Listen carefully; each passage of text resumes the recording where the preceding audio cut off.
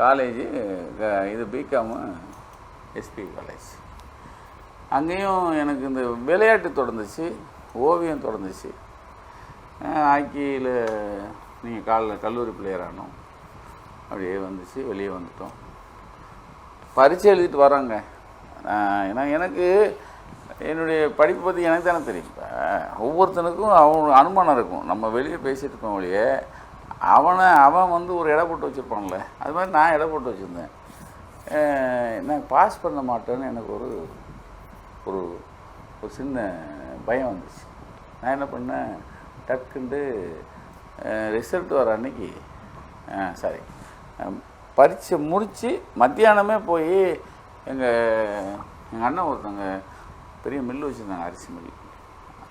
அவங்க வந்து ஒரு அரிசி கடை வச்சுருந்தார், சில்லறை கடை.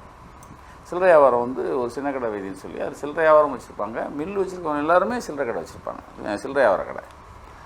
அதில் வந்து அவர் முன்னாடியே சொல்லியிருந்தார், அடே அடா வேலை வேணால் தந்துடுறேன்டா அப்படின்னாரு.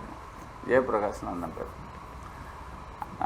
மத்தியானமே போயிட்டேன். பரீட்சை முடிச்சுட்டு வீட்டுக்கு போய் எங்கள் அம்மாட்ட சாப்பிட்டுட்டு, ஏம்மா ஜெயபிரகாஷனை பார்க்க போகிறேன், ஒரு வேலை தந்து அங்கே சேருவேன்னு சொல்லிட்டு வந்தேன். எங்கள் அப்பாவை நான் பார்க்கல, வேலை ஏறிட்டேன். அப்பாவுக்கு அரிசிகளில் சேர்ந்தவொன்னே அப்பாவுக்கு ரொம்ப கோவம்.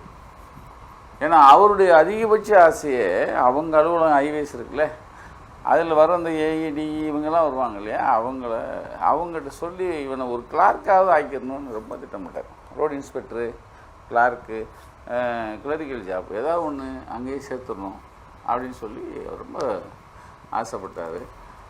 எனக்கு வந்து கிடைக்கிற வரைக்கும் ஒரு வேலை பார்ப்போம். எனக்கு இந்த கிளார்க்கு இந்த இதெல்லாம் நான் மேலே எனக்கு பிடித்தம் இல்லாமல் இல்லை, சும்மா இருக்க வேணாம் அப்படின்னு அரிசி கல்லையார். எனக்கு என்ன, ஏன்னா எங்கள் அப்பா எப்போயுமே திட்டிகிட்டு இருப்பாங்க.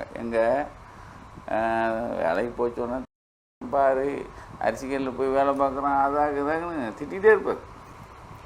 அவங்களுக்கு தேவை திட்டத்தில் என்னென்ன தப்பாக சொல்ல, அவங்களுக்கு பையன் படித்து முடித்தோடனே ஏதோ ஒரு கைக்கு அவன் துணைக்கு வந்துடுவான்னு நினச்சாங்க. நான் வந்து இதில் எனக்கு 90 ரூபா சம்பளம் சார்.